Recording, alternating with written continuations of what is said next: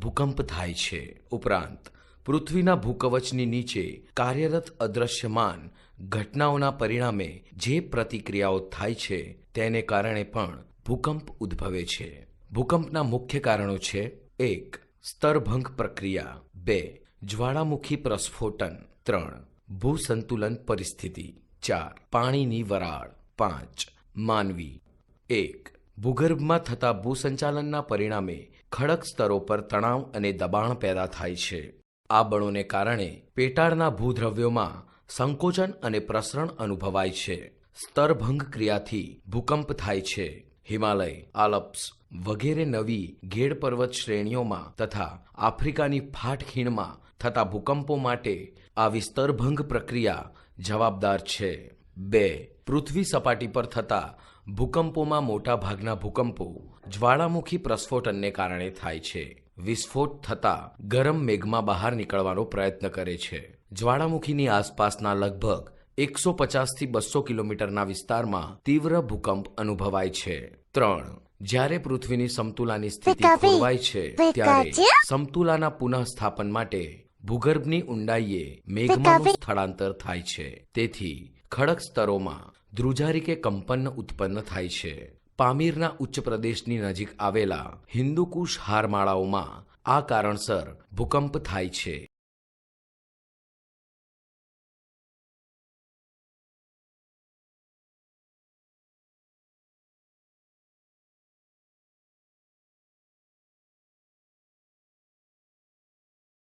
નેપાળમાં થયેલા ભૂકંપની અસર ભારતના બિહાર સુધી અનુભવાઈ હતી। પૃથ્વીની સપાટી પરનું કેટલુંક પાણી સપાટીની નીચે ઉતરે છે ત્યારે આંતરિક ગરમીના કારણે સંસર્ગમાં આવતા તે પાણીનું વરાળમાં રૂપાંતર થાય છે। વરાળ પાણી કરતાં 1300 ગણી વધુ જગ્યા રોકે છે। વરાળના આ દબાણના કારણે પૃથ્વીના નબળા ભૂપૃષ્ઠીય ભાગોમાં ભૂકંપ પેદા થાય છે। 5. માનવી પૃથ્વી પર સુરંગો અને ખાણો ખોદે છે। પૃથ્વીના પેટાળમાંથી ખનિજ તેલ બહાર કાઢે છે। બંધોનું નિર્માણ કરે છે। મોટી ગગનચુંબી ઇમારતો બનાવે છે। રેલવેના ટ્રેક, સડકો, સ્થળ બનાવે છે। ભૂગર્ભમાં અણુ ધડાકાના પ્રયોગો કરે છે। તેથી સ્થાનિક ક્ષેત્ર પર કૃત્રિમ ભૂકંપ થાય છે। 6. પર્વતીય વિસ્તારોમાં ભૂસ્ખલન, હિમપ્રપાત, કદના ખડકો ધસી પડવાથી અને અવકાશીય ઉલ્કાઓ પડવાથી પણ ભૂકંપ થાય છે। ભૂકંપની અસરો, ઇફેક્ટ ઓફ અર્થક્વેક, ભૂકંપની વિનાશાત્મક અને સર્જનાત્મક અસરો થાય છે। ભૂકંપના કારણે હજારોની સંખ્યામાં માણસો મૃત્યુ પામે છે। સાથે સાથે ભૂકંપ પ્રભાવિત ક્ષેત્રોના અનેક મકાનો જમીનદોસ્ત બની જાય છે। 26 જાન્યુઆરી 2001માં ભારતના કચ્છ વિસ્તારમાં ભુજ ક્ષેત્રમાં આવેલો પ્રલયકારી ભૂકંપ 7.9 રિચર સ્કેલનો હતો, જેમાં હજારો લોકો માર્યા ગયા। તુર્કીનું ટેર્જિયસ નગર, જાપાનનું ટોક્યો,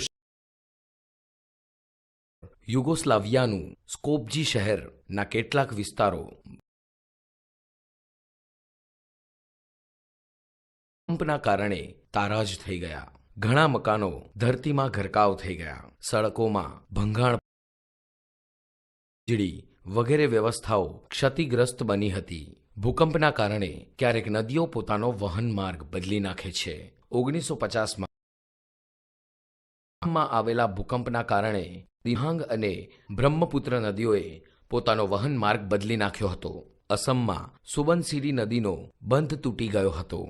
ભૂતકાળમાં સિંધુ નદી કચ્છના અખાતને મળતી હતી, પણ હાલમાં તે પાકિસ્તાન થઈને વહે છે। આમ ભૂકંપને કારણે સડકો તૂટી પડે છે, રેલવેના પાટા વળી જાય છે, નદીઓ પરના પુલ અને બંધ તૂટી જાય છે અને નદીઓ પોતાના વહેણ માર્ગ બદલી નાખે છે। સમુદ્રો કે મહાસાગરોના તળભાગે થતા ભૂકંપને કારણે સુનામી તરીકે ઓળખાતા ઊંચા પ્રચંડ કદના મોજા ઉછળે છે। ડિસેમ્બર 2004માં ઇન્ડોનેશિયાના સુમાત્રા નજીક ઉદ્ભવેલા અને તે પછી અંદમાન અને નિકોબાર દ્વીપ સમૂહ તથા તમિલનાડુના કોરોમાંડલ કિનારા પર સુનામી મોજા ફરી વળ્યા હતા, જેને લીધે જાનમાલને ભારે નુકસાન થયું હતું। ભારતના દક્ષિણતમ સ્થળ તરીકે જાણીતા ઇન્દિરા પોઈન્ટનો મોટો ભાગ સમુદ્રના પાણીમાં ગરકાવ થઈ ગયો છે. આ પ્રકારના મોજા સમુદ્ર કિનારાના શહેરો અને બંદરોને પારાવાર નુકસાન કરે છે. ભૂકંપની સર્જનાત્મક અસરો. ભૂકંપના કારણે પૃથ્વીની આંતરિક સંરચના વિશે જાણકારી મળી શકે છે. ભૂકંપના કારણે ખડક સ્તરો પર લાગતા ખેંચાણ અને દબાણ બળથી સ્તરભંગ અને ગેડીકરણ અનુભવાય છે. પરિણામે ફાટખીણો, પર્વતો, મેદાનો, ઉચ્ચ પ્રદેશો, ખંડીય છાજલી વગેરે ભૂમિ આકારો રચાય છે. નવા જલસ્ત્રોત પ્રાપ્ત થાય છે. ભૂકંપથી ખડકોમાં થતી ઉથલપાથલના કારણે અનેક ખનિજો પ્રાપ્ત થાય છે. કુદરતી વાયુ અને ખનિજ તેલ ભંડારની જાણકારી મેળવવા અને તે વિષયક સંશોધન કાર્યોને મદદ મળે છે. મધદરિયે ક્યારેક નવા ટાપુઓ કે દ્વીપ સમૂહ અસ્તિત્વમાં આવે છે. કોલકાતાની દક્ષિણે બંગાળાની ખાડીમાં રચાયેલો ન્યુમોર ટાપુ આનું ઉદાહરણ છે. ભૂકંપ માપવાના 2 માપક્રમ છે. 1. રિક્ટર માપક્રમ, તે ભૂકંપની તીવ્રતા માપે છે, અને 2. મર્કાલી માપક્રમ, જે ભૂકંપની વ્યાપકતા દર્શાવે છે. સંભવિત ભૂકંપ ક્ષેત્રો. મોટાભાગના સંભવિત ભૂકંપ ક્ષેત્રો સમુદ્ર તળિયે અને ભૂમિખંડો પર નબળી ભૂપૃષ્ઠ રચના ધરાવતા વિસ્તારોમાં આવેલા છે. તે મુખ્ય 2 પટ્ટામાં વહેંચાયેલા છે. 1. પેસિફિક કિનારાનો પટ્ટો. આ ભૂભાગમાં વિશ્વના 68% ભૂકંપો થાય છે. ઉત્તર અમેરિકા અને દક્ષિણ અમેરિકામાં પેસિફિક કિનારે આવેલી રોકીઝ અને એન્ડીઝ પર્વતશ્રેણીઓ, એશિયા ખંડમાં ચીન, જાપાન, ફિલિપિન્સ, ઇન્ડોનેશિયા અને ન્યૂઝીલેન્ડમાં આવેલી પર્વતશ્રેણીઓનો સમાવેશ થાય છે. 2. મધ્ય વિશ્વનો પટ્ટો. વિશ્વના 21% ભૂકંપો આ પટ્ટામાં અનુભવાય છે. પશ્ચિમે એટલાન્ટિક કિનારાથી શરૂ થઈ પૂર્વમાં પેસિફિક કિનારા સુધી વિસ્તરેલી નવી ઘેડ પર્વત શ્રેણીઓ ભૂકંપ સંભવિત ક્ષેત્રો છે. આ પટ્ટામાં ભૂમધ્ય સમુદ્રની ઉત્તરે આલ્પ્સ અને દક્ષિણે આવેલા એટલસ પર્વતો તથા એશિયામાં આવેલ હિમાલય પર્વત શ્રેણીઓમાં વધુ ભૂકંપ થાય છે. આ ઉપરાંત હિન્દ મહાસાગર અને એટલાન્ટિકમાં છૂટાછવાયા ટાપુઓ પણ સંભવિત ભૂકંપ ક્ષેત્રો છે. જ્વાળામુખી એટલે કે વોલ્કેનોઝ. જ્વાળામુખી પ્રસ્ફોટન એ પૃથ્વી સપાટી પર બનતી આકસ્મિક અને અસાધારણ ઘટના છે. તે પૃથ્વીના મર્યાદિત પ્રદેશોમાં ફેરફાર લાવનારું પ્રાકૃતિક બળ છે.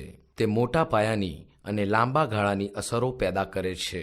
સપાટીના ભૂપૃષ્ઠની સમતુલા ખોરવાતા પૃથ્વીના પેટાળમાંથી ગરમ ભૂરસ, રાખ, વરાળ અને બીજા વાયુદ્રવ્યો ખૂબ વેગ સાથે ઉપરની સપાટી તરફ ધસી આવે છે અને સપાટીના નબળા ખડક સ્તરોમાં ફાટ કે બાકોરું પાડીને તે બહારની સપાટી પર ફેંકાવા લાગે છે. આ જ્વાળામુખી ક્રિયા કહેવાય છે. પૃથ્વીના પેટાળમાંથી જે માર્ગે જ્વાળામુખી દ્રવ્યો, મેગ્મા, વાયુઓ, રાખ, વરાળ વગેરે બહારની સપાટીએ આવે છે તેને જ્વાળામુખી નળી કહે છે. જમીન સપાટી પર અસ્તિત્વમાં આવેલું ગળણી આકારનું બાકોરું કે જ્યાંથી જ્વાળામુખી નળી દ્વારા પેટાળના દ્રવ્યો બહારની સપાટીએ ફેંકાય છે તેને જ્વાળામુખ કહે છે. જ્વાળામુખીની આ પ્રસ્ફોટન ક્રિયાનું વારંવાર પુનરાવર્તન થવાથી જ્વાળામુખ જ્યારે ખૂબ પહોળું બને છે ત્યારે તેને જ્વાળાકુંડ કહે છે. જ્વાળામુખીની આસપાસ લાવા, ખડક પદાર્થો, રાખ વગેરે દ્રવ્યો જમા થતા જે શંકુ આકારના પર્વતની રચના થાય છે તેને જ્વાળામુખી પર્વત કહે છે. જ્વાળામુખ નળી ઉપર કટોરા જેવી આકૃતિ રચાય છે તેને ક્રેટર કહે છે. જ્વાળામુખી પ્રસ્ફોટનની પ્રક્રિયા થવા માટેના કારણો આ મુજબ છે. 1. પૃથ્વીનું ગરમ પેટાળ અને તેનું સ્વરૂપ. પૃથ્વીની ઉત્પત્તિ થઈ ત્યારે તે ગરમ વાયુમય ગોળા સ્વરૂપે હતી. ભૂકવચનો ભાગ ઠરીને નક્કર બન્યો. આમ છતાં ભૂકવચના પેટાળમાં ખૂબ જ ગરમી છે. પૃથ્વીના પેટાળમાં રહેલા યુરેનિયમ, રેડિયમ, થોરિયમ જેવા કિરણોત્સર્ગી ખનિજ દ્રવ્યોના કિરણોત્સર્ગી વિઘટનથી ઉત્પન્ન થતી ગરમીને લીધે પણ પૃથ્વીનું પેટાળ ગરમ રહે છે. 2. મેગ્માનો ઉદ્ભવ.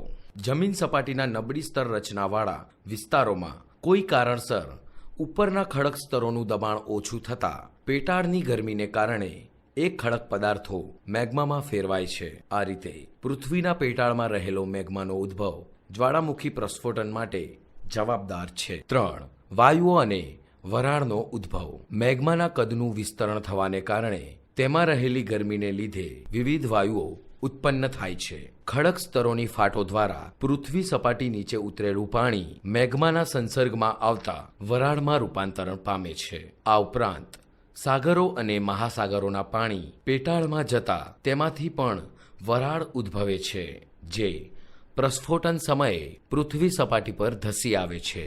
4. મેગ્માનું ભૂસપાટી તરફનું ઉદ્વહન. પાણી કરતા વરાળ 1300 ગણી વધુ જગ્યા રોકે છે. પેટાળમાં રહેલી આ વરાળને પૂરતી જગ્યા અને મોકળાશ ન મળતા તે ખૂબ જ વેગથી બહાર નીકળવા પ્રયત્ન કરે છે. પોતાની સાથે પ્રવાહી મેગ્માને પણ ભૂસપાટી તરફ ધકેલે છે. પરિણામે પોચા ખડક સ્તરોને તોડીને ધડાકા સાથે અથવા શાંત રીતે બહાર ધસી આવે છે. આ ક્રિયા જ્વાળામુખી પ્રસ્ફોટન તરીકે ઓળખાય છે. જ્વાળામુખીના પ્રકારો. જ્વાળામુખીની સ્થિતિ અથવા બે પ્રસ્ફોટન ક્રિયા વચ્ચેના સમય અનુસાર જ્વાળામુખીના આ પ્રમાણે પ્રકાર પડે છે. 1. સક્રિય જ્વાળામુખી એટલે કે એક્ટિવ વોલ્કેનો. જે જ્વાળામુખીમાંથી લાવા, વરાળ, વાયુઓ અને અન્ય પદાર્થો નીકળવાની ક્રિયા લગભગ સતત ચાલુ રહેતી હોય તેને સક્રિય જ્વાળામુખી કહે છે. ઇટલીમાં આવેલો એટના જ્વાળામુખી તેનું ઉદાહરણ છે. તે છેલ્લા 2500 વર્ષથી સક્રિય છે. સિસિલીના લિપારી ટાપુ પર આવેલો સ્ટ્રોમ્બોલી જ્વાળામુખીમાં આશરે દર 15 મિનિટ પછી વિસ્ફોટ થયા કરે છે. દક્ષિણ અમેરિકામાં આવેલો કોટોપેક્સી વિશ્વનો સૌથી ઊંચો દીખતો જ્વાળામુખી છે. સ્ટ્રોમ્બોલી ભૂમધ્ય સમુદ્રની દીવાદાંડી કહેવાય છે, કારણ કે તેમાંથી નીકળતા સળગતા વાયુઓનો પ્રકાશ દૂર દૂર સુધી ફેલાય છે. ભારતમાં અંદમાન દ્વીપ સમૂહમાં આવેલો બેરેન ટાપુ સમયાંતરે સક્રિય બને છે, તેથી જ તો તે સક્રિય જ્વાળામુખી છે. 2. સુપ્ત જ્વાળામુખી એટલે કે ડોર્મન્ટ વોલ્કેનો. વર્ષો સુધી શાંત રહેલો જ્વાળામુખી ફરીથી પ્રસ્ફોટન પામે તો તેને સુપ્ત જ્વાળામુખી કહે છે.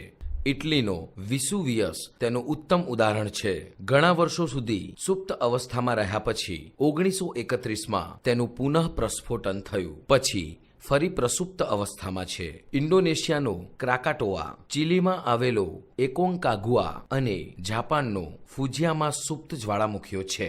3. નિષ્ક્રિય જ્વાળામુખી. જ્વાળામુખ નિષ્ક્રિય બની પછીથી તેમાં પાણી ભરાઈ સરોવર બની ગયું હોય, ભવિષ્યમાં વિસ્ફોટ થવાના કોઈ લક્ષણો જણાતા ન હોય તેવા જ્વાળામુખીને નિષ્ક્રિય જ્વાળામુખી કહે છે. આફ્રિકામાં આવેલો કિલીમાંજારો, મ્યાનમારનો પોપા અને ઈરાનનો કોહ સુલતાન અને બંગાળની ખાડીમાં નારકોન્ડમ નિષ્ક્રિય જ્વાળામુખી છે.